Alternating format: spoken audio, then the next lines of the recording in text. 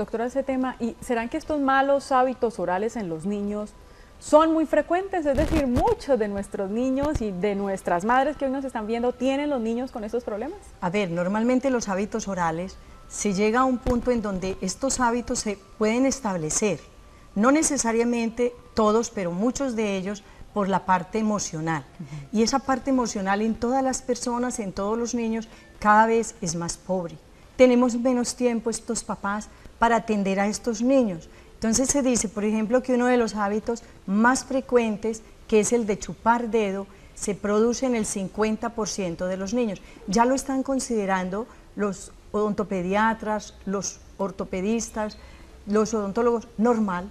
Es normal que el niño chupe dedo. Entonces, desafortunadamente, cuando llegamos a que esto se vuelve tan repetitivo y adquiere unos porcentajes tan altos, ya decimos que es normal. Es normal, pero no va a ser bueno.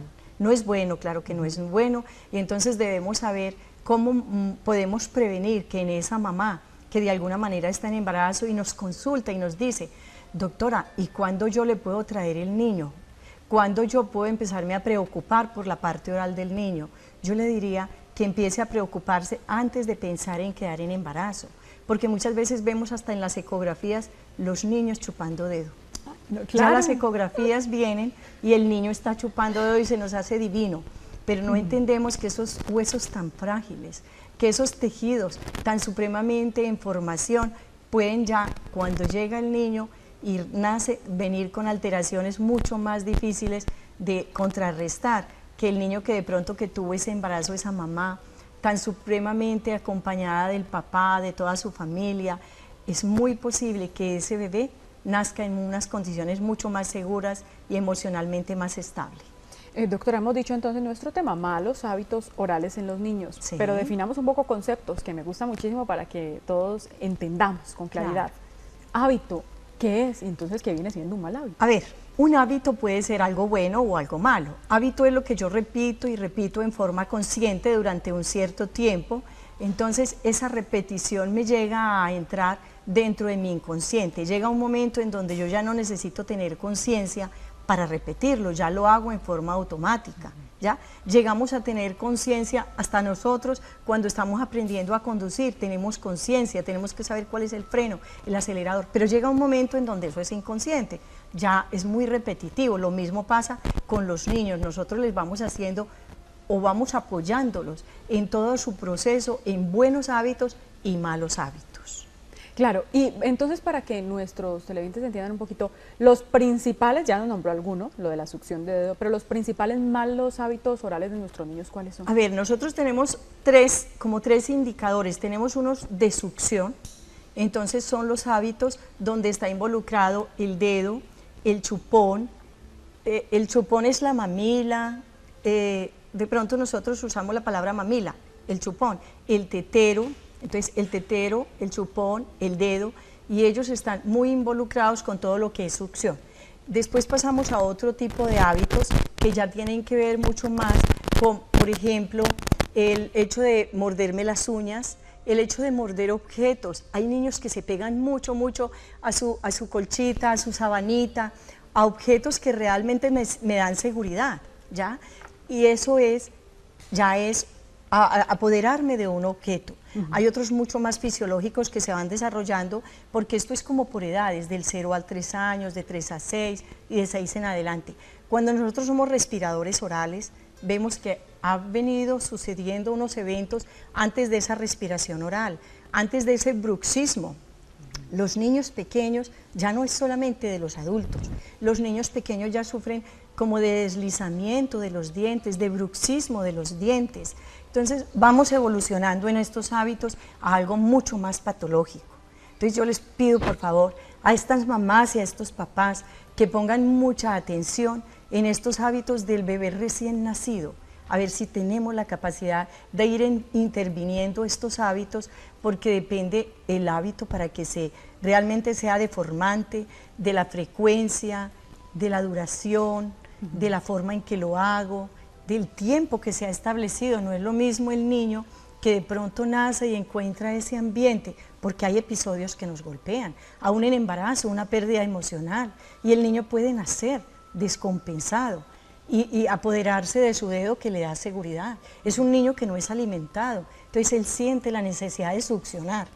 Y succionar ese dedo le reemplaza de pronto el amamantamiento al cual el niño no tuvo oportunidad de llegar, por muchas razones. Entonces, tratemos de identificarlos, de controlarlos y de hacerles acompañamiento a esos hábitos. Ya seguimos ahondando, doctora, sobre justo estas causas de los malos hábitos orales y de cada uno de los malos hábitos orales que nos nombró la doctora Clemencia Lara. Hago pausa y retorno con mucha más información.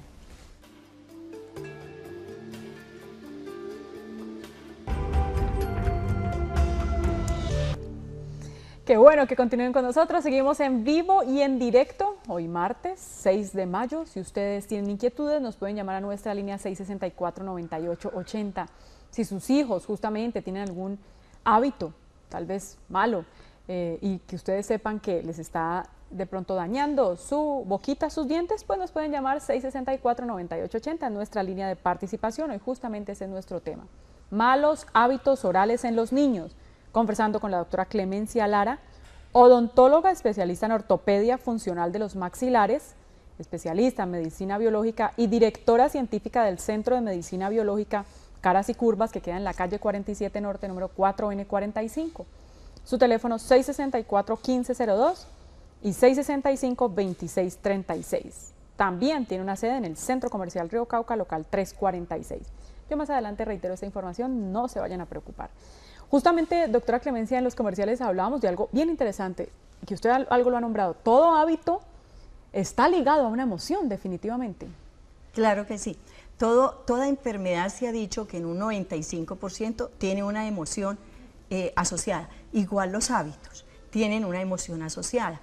Quiero, primero que todo, no olvidar que hoy es el Día Mundial del Asma y entonces darles una recomendación a esas personas que por alguna razón han desarrollado esta enfermedad. Recuerden que la leche de vaca no es buena porque altera todas las mucosas. Entonces, de pronto ese es el tip para ellos, que supriman totalmente la leche de vaca, háganlo como ejemplo durante unos 3 o 4 meses y ustedes van a ver la diferencia. Con respecto al tema de hoy, que eran los hábitos, yo no quiero dejar pasar este momento para que ustedes entiendan que todo lo que es sistema estomatognático, o sea, todo lo que es cavidad oral, tiene una gran implicación en muchas funciones vitales: respiración, fonación. Fonación es hablar, la comunicación. Respiración, comunicación, deglución, cuando nosotros tragamos. Hay muchos patrones involucrados acá en el desarrollo neural de ese niño.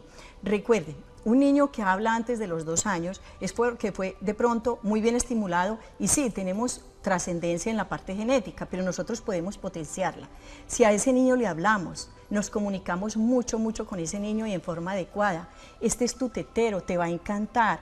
No a toda hora el gu, gu, gu, gu, gu, a cha, cha, cha, cha. ¿Por qué? Porque entonces el niño, esas palabras pueden ser muy buenas, pero ¿será que realmente estamos colocando los fonemas adecuados en esa cabecita?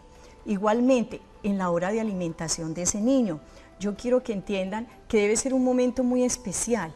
Cuando recuerdan tanto que les pasamos las cucharitas y entonces le decimos el avioncito, y el niño come y se siente estimulado. Entonces vamos a estimular lado derecho y se la pasamos por la derecha, lado izquierdo se la pasamos por la izquierda, porque nosotros tenemos 2 partes neurales muy importantes en el cerebro y hay una de ellas que maneja mucho el habla.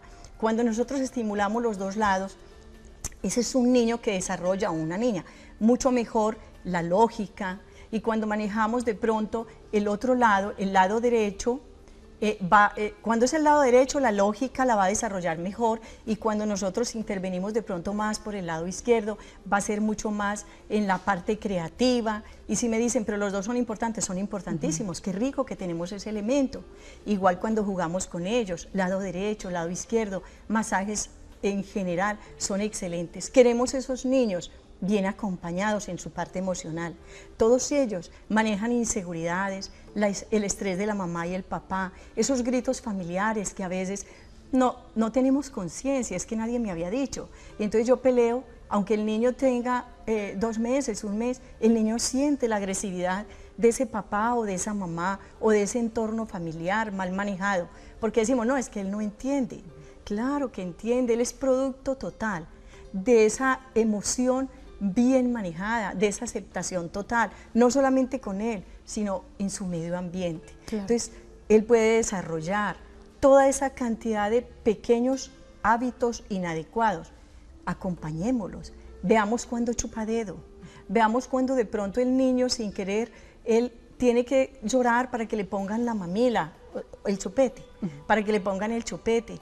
Tratemos, hagamos hasta lo imposible por darle al niño la oportunidad de succionar porque es algo vital para él. Cuando él tiene alimentación materna, él hace un esfuerzo enorme con los labios y con la musculatura orbicular, o sea, toda esta parte, y eso hace que se le desarrollen bien sus huesos. Pero si nosotros le ponemos un tetero, el niño muy posiblemente tiene que descender la lengua. Y al descender la lengua, porque el tetero no tiene la forma de la tetina de la mamá, es un chupón grande que han tratado de hacerlo fisiológico, pero eso es bien complicado. Entonces, lo que hace el niño es descender totalmente la lengua, inmediatamente sus huesos se vuelven estrechos, su cara se deforma, normalmente no le crecen estas ramas de mi mandíbula, no crecen en el bebé alimentado con tetero. Entonces démosle la oportunidad a que ese niño tenga un desarrollo fisiológico. Pasémoslo de ser un niño amamantado con los hábitos normales de la succión a ser un niño alimentado con comida semidura al principio. Pasémosle de pronto unas papillas bien elaboradas en el hogar. No es que las papillas que nos vendan no sean bien elaboradas, es que les falta ese ingrediente maravilloso que se llama amor y que eso se siente. No tienen preservativos, no tienen conservantes y es diferente la transferencia de la comida que se hace con amor. Definitivamente, doctora, usted ha dado muy buenos consejos que ojalá todos nuestros clientes estén allí pendientes, no vayan a dejar pasar ninguno de ellos. Obviamente vamos a seguir ahondando en cada uno de estos temas que hemos estado hablando. Usted ha dicho, doctora, entonces, lo de la succión de dedo, bueno, es muy normal, casi el 50% de los niños ya se sabe que están chupando dedo, succionando dedo. Y usted dijo, hay que estar pendientes, ¿cuándo lo hacen, por qué lo hacen, para allí poder actuar? Claro. Por ejemplo, se dice que es normal, pero ustedes ya saben que no, que hubo una emoción involucrada. Entonces, qué rico que ustedes puedan investigar. ¿Por qué? ¿Por qué él chupa tanto dedo? ¿Por qué el niño de alguna manera se come las uñitas más grandecito? ¿O por qué de alguna manera el niño es respirador oral? Cuando nosotros en cualquier enfermedad, en cualquier patología, nos contestamos el por qué, encontramos la mitad de la respuesta. Es que yo ya sé, doctora, ¿por qué? Porque de pronto perdió el papá cuando yo estaba en embarazo, entonces yo ya sé. Si yo le hago el acompañamiento, muy posiblemente ese niño que está pequeñito y que tiene esos huesos tan frágiles, y yo veo que se mete el dedito en la boca, siendo muy bebé, si está consciente, despierto, yo puedo jugar, puedo hacerle el masaje, tengan la seguridad que él ni siquiera se va a meter el dedito en la boca porque es un masaje, entonces él se siente totalmente acompañado, le doy pecho en ese momento, lo acaricio y lo cargo. Pero nosotros, si es posible, nosotros le ponemos el tete y 2 almohadas para que el muchachito pueda alimentarse y me dé oportunidad a mí de hacer otras cosas. Se dice que un niño que es alimentado con tete mínimo debemos tenerlo cargado. Tiene que sentirse que le estamos dando por lo menos ese abrazo, porque hay veces mamás que han tenido problemas, sí, no tienen la posibilidad de amamantarlo. Pero entonces hagámosle un buen acompañamiento, intervengamos con unos ejercicios, intervengamos el hábito, el estarle volteando la cabecita, ¿ya? Muy frecuentemente, si la pongo para un lado, para el otro, también la parte neuronal se nos activa, de frente, para un lado, para el otro, por lo menos en el momento en que nosotros estamos despiertos y conscientes. Tener un niño en la misma posición siempre, con el dedito en la misma posición. Ellos tienen tendencia siempre a chuparse el mismo dedito y en la misma posición. Entonces, al ponerle la cabecita hacia el otro lado, ¿no será que estamos interviniendo un poco ese hábito? Muy posiblemente sí. Es hacerle un acompañamiento al niño. Más tarde, si el niño es respirador oral, es que hay unos ejercicios que son enormemente buenos para ese niño respirador oral. Al niño que ya definitivamente tiene el hábito, veamos cuántos dedos, 1, 2 dedos, en qué posición, sabemos que se va a deformar. Entonces, el hueso, que los músculos van a quedar hipotónicos de pronto. Tenemos 2 fundamentos, la lengua, que tiene que tener una capacidad enorme y la fuerza de la lengua debe ser enorme para que ella haga una fuerza hacia afuera, y los músculos hacen una fuerza hacia adentro. Al tener estas dos fuerzas bien estructuradas, los dientes y los huesos tienen un desarrollo normal. El niño no tiene apiñamiento, el niño no tiene clase 3, clase 2. Hay muchas cosas que hacen que todo se dé perfecto. Entonces yo los invito a que primero nos formemos mucho en la parte de conocimiento, de que digamos, doctor o doctora, ¿por qué mi niño tiene tal hábito? ¿Qué le va a pasar a mi niño si coge ese hábito? ¿Cuándo puedo intervenir ese hábito? Entonces, muchos especialistas dicen a los 2 años y 3 formas. Normalmente nosotros decimos que para poner algún aparato, mínimo el niño debe tener 4 años. Pero un aparato para esto, cuando ya vemos que es un hábito deformante, realmente una lateralidad, o sea, cuando yo estoy desplazando mi mandíbula exageradamente hacia un lado, hay pistas planas que son fijas. Y entonces el niño no necesita llevar ningún aparato, sino que encuentra las condiciones mentales para él volver a regresar esa mandíbula a su punto. ¿Ya? Cuando el niño de alguna manera se mete la manito mucho más para un lado o para el otro, él puede llegar a desplazar la mandíbula y yo tuve una paciente de 2 años y medio que la profesora se la entregó a la mamá y dijo, llévala donde un especialista, esta niña tiene algo malo, mírale la cara. Claro, la carita de la niña era totalmente deformada hacia uno de los lados. Le pusimos unas pisticas que son como unas pistas para orientar la mandíbula. Y la niña en este momento es una niña de unas condiciones lindas y la niña no chupaba dedos, solamente que la acostaban siempre por un mismo lado porque a la mamá le daba miedo que la niña de pronto se le fuera a ahogar, pero se acostumbró a acostarla, acostarla, acostarla, acostarla, acostarla. Y claro, el hueso del otro lado, de pronto se queda corto y el otro largo. Es hacerles acompañamiento. Todos los profesionales que busquen, traten en lo posible que sean realmente especialistas en esa área, porque si yo busco un odontólogo general, está formado para muchas cosas, pero el odontólogo general le puede decir, no, espere a los 15 años para que cuando la niña esté grande o el niño esté grande, le hagan ortodoncia. Son cada una de las especialidades. Claro, y hay que tratar de actuar lo más temprano posible. Entonces ahí, doctora, a los 2, o mejor dicho, ¿a qué edad, en qué momento uno ya debe intervenir y decir, no, el dedo o la cobija o con lo que esté chupando, no, por favor? Y el tetero también.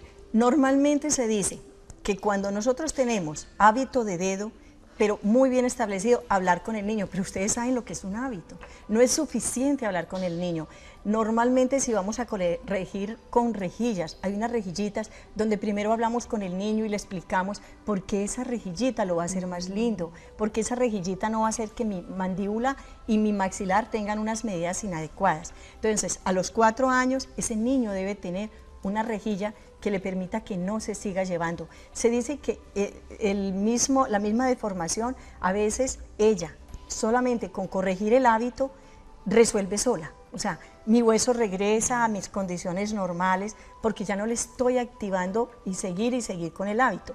Pero si yo establezco un hábito y lo llevo hasta los 8 o 10 años, por supuesto, si es deformante el hábito, cuando yo chupo dedo por algún motivo y veo que realmente mi carita se está deformando, debe ser intervenido a los 2 años preferiblemente.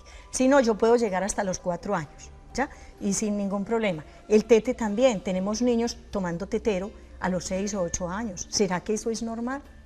Hay muchas mamás que dicen, no, es que el niño no puede dejar el tete, el niño debe dejar el tete. Y aquí estamos los papás para hacerles acompañamiento. Y sí, definitivamente sí puede. O sea, claro. Sí, es que hay un hábito ahí instaurado que hay que definitivamente retirarlo. Claro que sí. Voy a hacer pausa para comerciales y retornamos con mucha más información.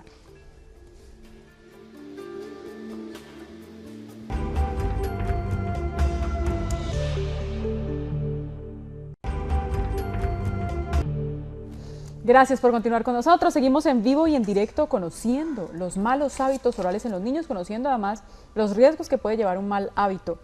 Infortunadamente, imagínense, hemos hablado hasta de desarrollo neuronal que puede ser creado por un mal hábito porque le impide hablar bien, tragar bien, tener buenos sus músculos y orales, todo su músculo de la boca. Impresionante. Hay que saber que esto puede ser normal, pero no es bueno, y actuar a tiempo definitivamente cuando uno encuentre un mal hábito. Conversando con la doctora Clemencia Lara, directora científica del Centro de Medicina Biológica Caras y Curvas, odontóloga, especialista en ortopedia funcional de los maxilares.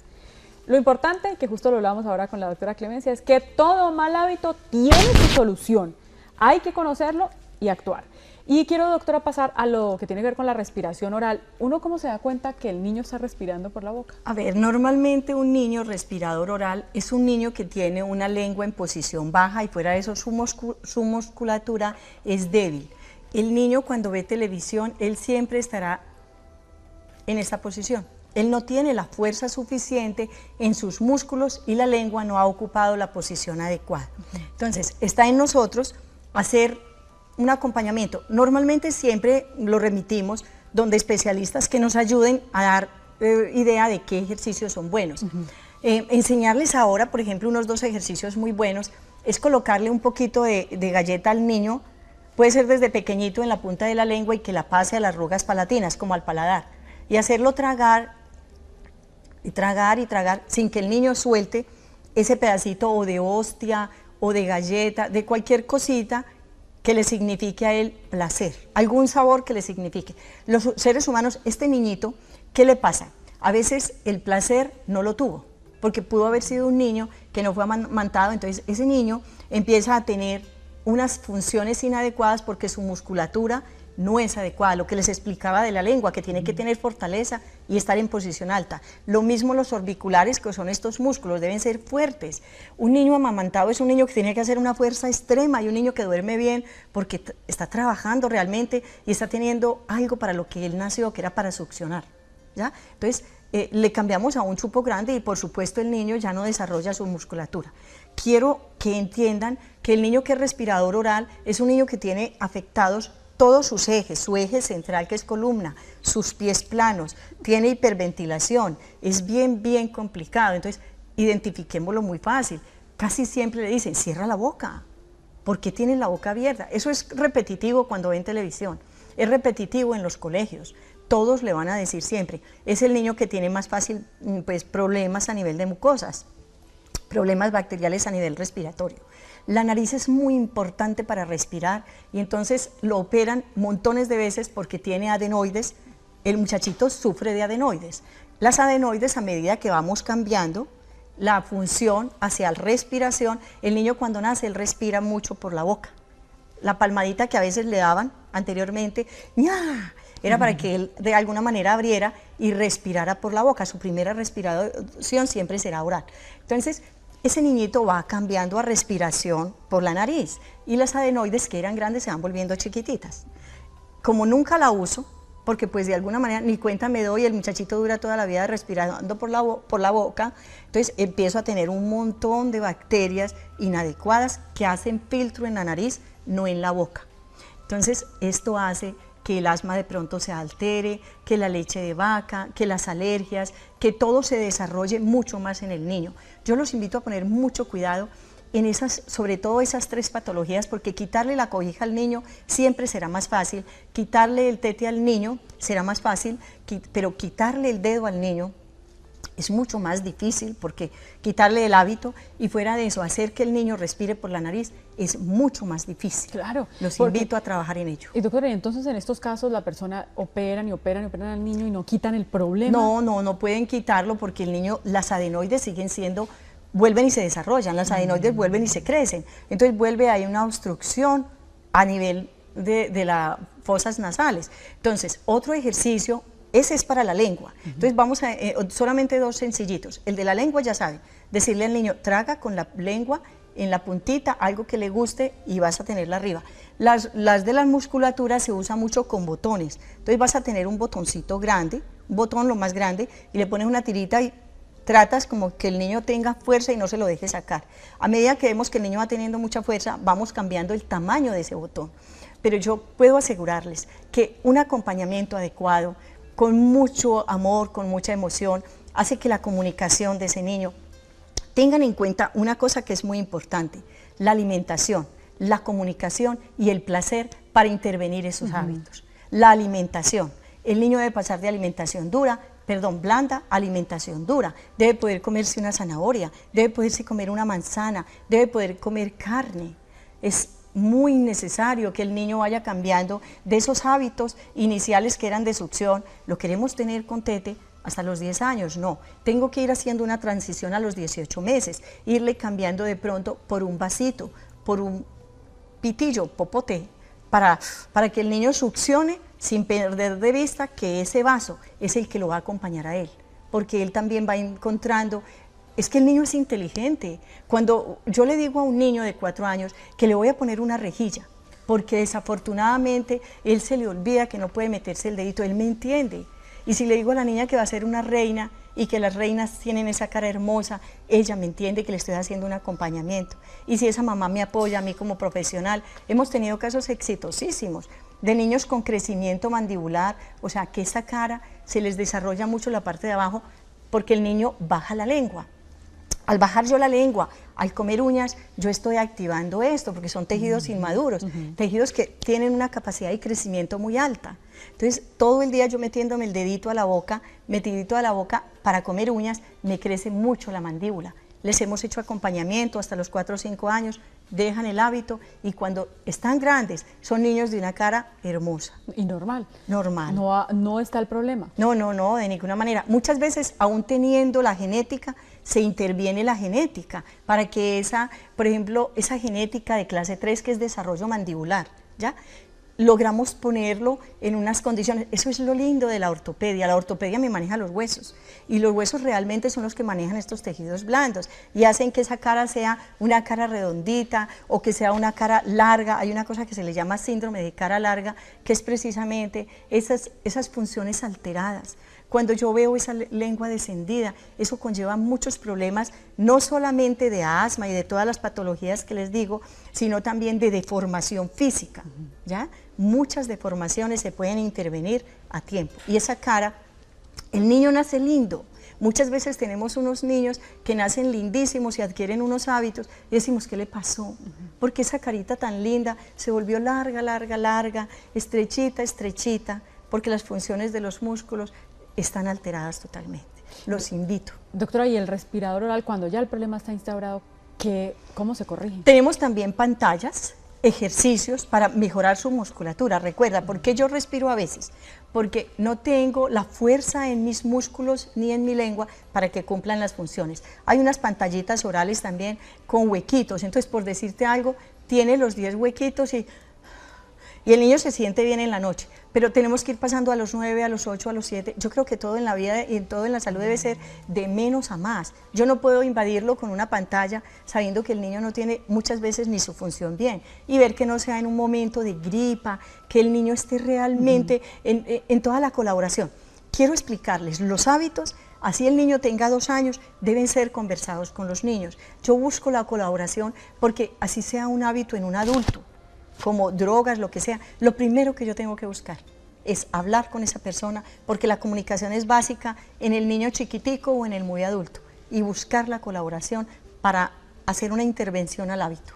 Con esas pantallitas que nos dice, entonces, cada vez se le va cerrando y no puede ya respirar por la boca, lo debe hacer por la nariz. Va activando su vía nasal, ¿ya? Porque si yo tengo 10 huequitos y le voy pasando 9, 8, 7, 6, 5, 4, 3, 2, 1, 0, el niño va activando realmente y va haciéndosele un acompañamiento, ¿ya? Una tarjetita de esas que a veces ya no usamos, de los bancos, una tarjetita puesta en los labios, porque el niño no es, un hábito no es consciente, es inconsciente, que cerrar la boca, que te lo he dicho 10.000 veces, ¿cómo te tengo que hablar? Es que él no es consciente. Entonces usted coge la tarjetita y le dice al nene, mira, cuando vayas a ver televisión, coge la tarjetita, y entonces él se la pone entre los labios, porque si abre, se le cae la tarjeta. Y entonces va teniendo algo de fuerza. Va haciendo ejercicio. Claro, ejercicios que los necesita. Es que sin los ejercicios él no va a poder, no es que no quiera.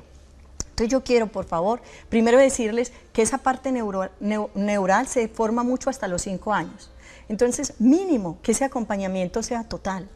Que esa personita que estamos formando, ustedes van a ver los éxitos del futuro, de ese niño al cual ustedes les entregaron todo el amor del mundo hasta los 5, 10, 12 años. Nunca terminamos de ser papás, pero sí hay una época muy, muy significativa y es precisamente cuando se le están formando esos patrones neurales, que son los que van a gobernar al niño.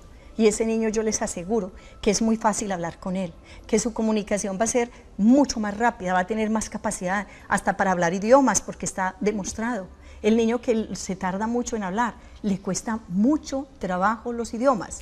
Entonces, lo que les digo de los lados, de moverle la cabecita, de jugar con ellos por el lado izquierdo, por el lado derecho. Esos papás que tienen esos hijos jugando fútbol, tratemos de que sean ambidiestros, pasarle el lápiz por la derecha, por la izquierda. Vamos a pintar con la mano derecha, vamos a pintar con la mano izquierda y tendremos un niño con la parte neural mucho más bien establecida. Imagínense.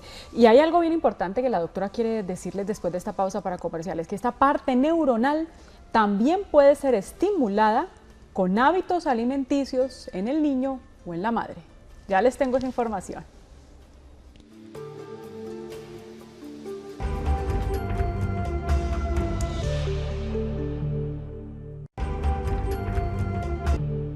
Qué bueno que continúen con nosotros. Seguimos en vivo y en directo hablando de estos malos hábitos orales en los niños con la doctora Clemencia Lara, directora científica del Centro de Medicina Biológica Caras y Curvas, odontóloga especialista en medicina biológica, especialista también en ortopedia funcional de los maxilares.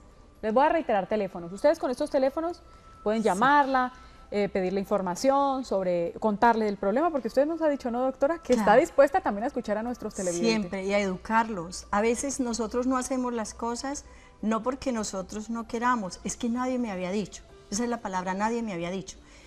Antes de que Liliana nos dé los teléfonos, no quiero dejar pasar el hecho de que los papás a veces les ponen el biberón a los niños para que duerman. Hay una carie que se llama la carie de la primera infancia. Nosotros normalmente le decimos la carie del biberón porque queremos hacer a esos papás responsables. Es que no es el carie del niño, es carie de la falta de atención de esos papás que me acuestan con leche en la boca o con, bueno, todavía si fuera con agua, aunque el hábito de succionar en la noche no es adecuado, pero la leche de alguna manera se concentra en la boca y produce muchísima acidez y entonces se desgasta todo mi esmalte, que es un esmalte inmaduro. Entonces yo quiero explicarles, sé que el tiempo se va a acabar, pero cuando el niño nace él está preparado para succionar. Me dicen, ¿hasta cuándo? Hasta los 8 meses, es normal, le empiezan a salir dientes. Entonces, ¿qué quiere decir? Que está preparado para seguir de pronto un acompañamiento con comida blanda y tete. Cuando ya tiene los dientes, al año y medio, a los 2 años, por favor, quiere decir que el niño ya no necesita tetero, ni necesita alimentación de pecho. Entonces vamos a empezar a darle la alimentación dura. ¿Que cuál es la ideal? Esa que no tiene azúcar, que es tan química y tan mala. Que la leche de vaca ya después de los 2 años ni los animales la disponen de ella, ya no. Ya tengamos en cuenta que hay otro tipo de alimentación más saludable y más si mi niño sufre de las mucosas. La comida de cerdo en este momento para el niño es muy agresiva porque tiene mucha histamina, le crea muchas alergias.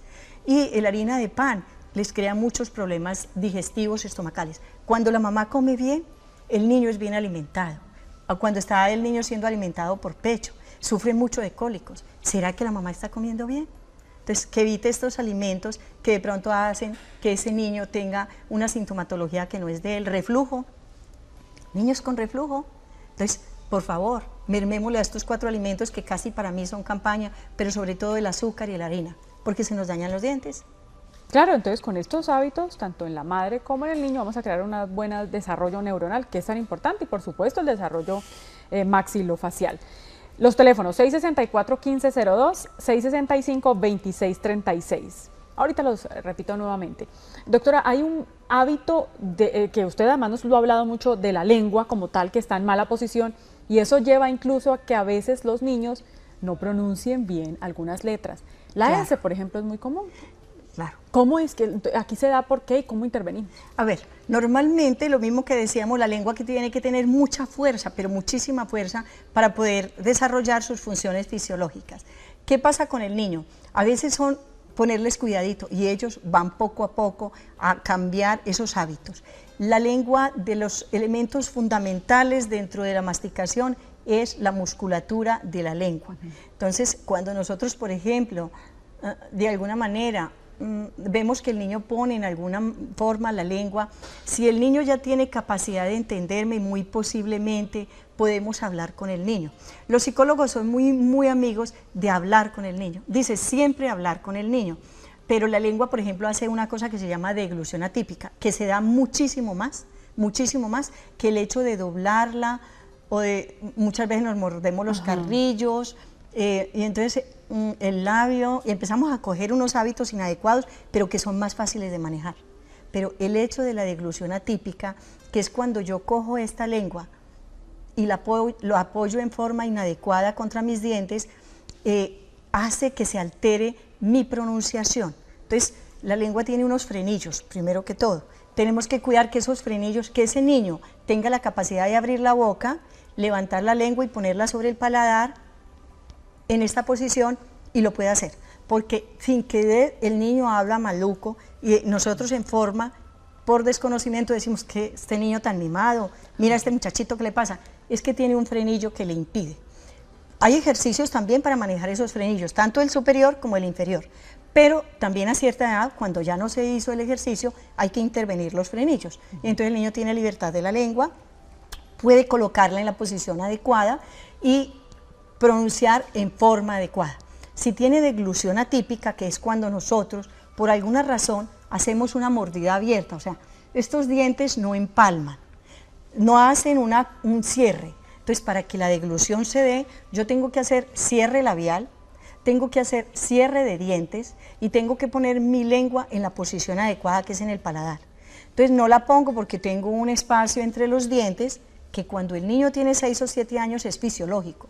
Le falta 1 o 2 dientes y el niño hace empuje lingual para poder tragar. Pero a medida que le nace el dientecito, el niño de forma automática va levantando la lengua a la parte de atrás, ¿ya? Si yo como papi me doy cuenta que el niño sigue empujando, traga y lo tengo donde un especialista. El problema que tenemos siempre es que en las EPS, sin querer decir que no nos atienden bien, es el niño que de alguna manera no alcanza a llegar donde el especialista. Entonces no nos damos cuenta que le diga, a ver, traga, y que el niño esté poniendo la lengua en los dientes anteriores y tragando. Entonces se van saliendo esos dientes, porque el hueso es muy elástico, y el niño me va haciendo una mordida abierta, los dientes no encajan. Entonces voy teniendo un problema tan grave que a veces le corrijo el problema de los dientes, los llevo a una ortopedia, ortodoncia y hago que crucen. Pero los niños tienen el hábito y vuelven y lo abren. Entonces ahí tenemos que intervenir la lengua.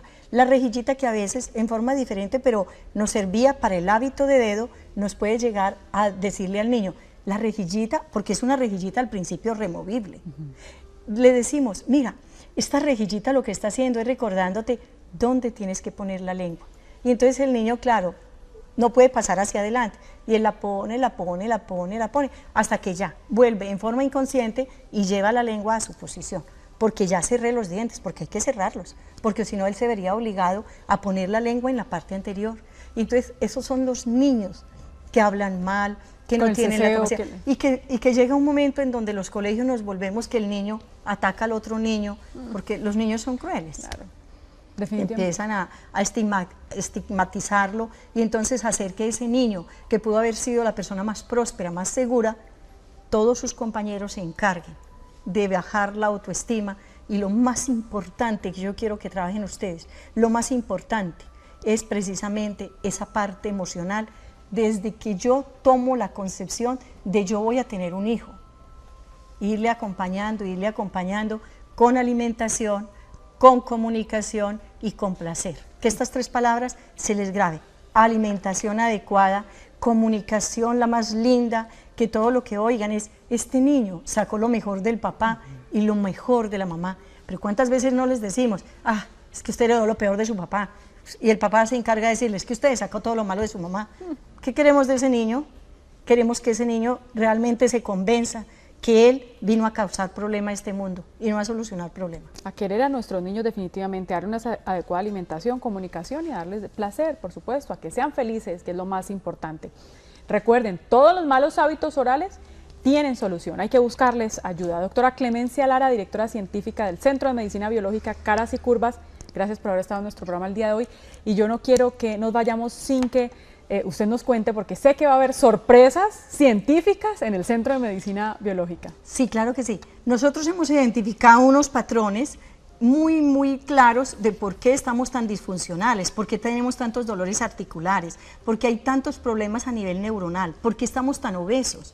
Entonces desarrollamos programas específicos para cada una de estas alteraciones que, como vuelvo y les digo, tienen un patrón emocional bien grave, pero sí nos afecta nuestra salud y tenemos la posibilidad de manejarlos y de llevar nuevamente al estado de salud que ese paciente por alguna razón perdió. Imagínense. Entonces, los invito a que nos visiten en el Centro de Medicina Biológica, Caras y Curvas. Caras es porque queremos que esas emociones sean muy bien manejadas. Yo veo la cara de una persona y sé qué problemas carga, qué emociones maneja. Y curvas, yo no quiero que nada sea muy recto, quiero que haya neuroplasticidad, que no sea blanco y negro, sino que hayan muchos tonos de grises, para que entendamos que la vida es fácil, que nos la hacemos fácil o difícil, de acuerdo a nuestra emoción. Y todas esas noticias y sorpresas científicas, por supuesto, aquí nos las trae, doctora, porque a nosotros nos gusta darles buenas noticias a nuestros televidentes. Gracias, doctora Clemencia Lara, por haber estado en nuestro programa el día de hoy. Gracias, Liliana, gracias a todos ustedes, qué rico, síganos sintonizando, todos estos programas les ayudan a ustedes a saber más, a no tener que siempre depender de un médico, sino que van haciendo cambiecitos muy saludables. Definitivamente. Televidentes, gracias por habernos acompañado, que tengan una feliz tarde.